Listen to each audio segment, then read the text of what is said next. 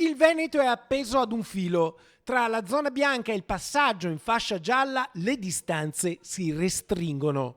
Per qualche giorno ancora però si resta nella fascia di rischio più basso grazie ai parametri attuali. I tre parametri che debbono essere tutti e tre valutati per il passaggio di zona sono l'incidenza 3,17. Per il passaggio di zona bisogna avere 150, quindi primo parametro superato. Occupazione area critica, terapie intensive. Siamo al 10%, io direi il secondo parametro superato, perché è 10%.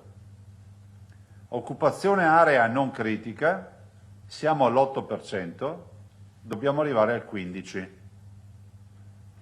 Quando arriveremo al 15%, se ci arriviamo, passeremo in zona gialla.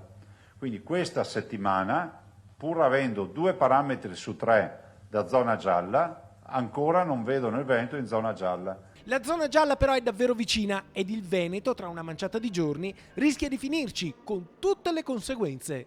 Siamo appesi a un filo, la preoccupazione c'è, vorrei ricordare che il passaggio di zona non è una passeggiata, anche se è, diciamo, fra virgolette, abbastanza morbido per passare dal bianco al giallo, perché al giallo avremo le mascherine obbligatorie anche all'aperto, riduzione a 4 i posti al tavolo del ristorante,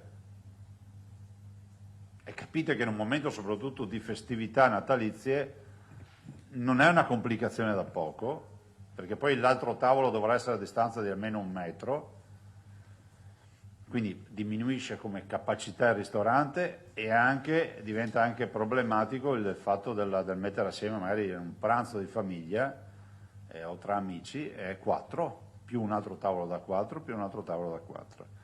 Riduzione del 50% di capienza, cinema, teatri, quello che è.